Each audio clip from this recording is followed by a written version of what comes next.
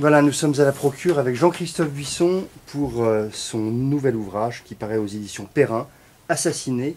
Alors Jean-Christophe Buisson, est-ce que c'est une passion morbide de traquer tous les assassinats dans l'histoire, ou est-ce que derrière ces 15 portraits de grandes figures assassinées, il y a une sorte de théorie politique déguisée?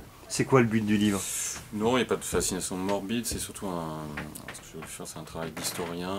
Parce que d'abord, je suis un journaliste qui a eu l'occasion de rencontrer un jour un chef d'État qui a été assassiné après que je l'ai interviewé, évidemment.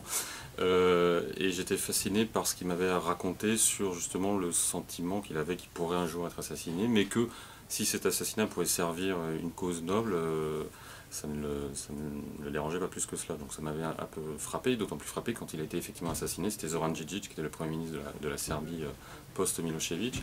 Et après, j'ai un peu creusé dans l'histoire et je me suis rendu compte que voilà, l'assassinat de l'homme d'État est quelque chose qui dure depuis, je vais dire, la nuit des temps, qui a eu son âge d'or, si on peut dire, à la fin du XIXe siècle, et qui reste toujours quelque chose d'assez prégnant dans nos sociétés. Pourquoi? Parce que, au fond, s'il y a un début de théorie politique, c'est celle-là, c'est que malgré ce qu'on voudrait croire, la violence fait partie de l'homme et encore plus de l'homme politique, et la violence et la dispute, comme le disait Raymond Aron entre autres, sont intrinsèques à l'homme. L'homme est un loup pour l'homme, et que cette violence parfois fait avancer la société. C'est cette phrase de Karl Marx qui dit la violence est la sage-femme de l'histoire. Oui, l'histoire avance souvent grâce ou par la violence. Il serait vain de croire que par nos sociétés démocratiques apaisées, on pourrait la détruire et l'éliminer. Après, tout est question d'utilisation de cette violence et de canalisation de cette violence, et c'est ce que je raconte à travers ces 15 assassinats qui vont de César à Ceausescu. Comment parfois ce sont pour de justes causes que des hommes ont été assassinés. Parfois ça s'est retourné contre le souhait de leurs assassins.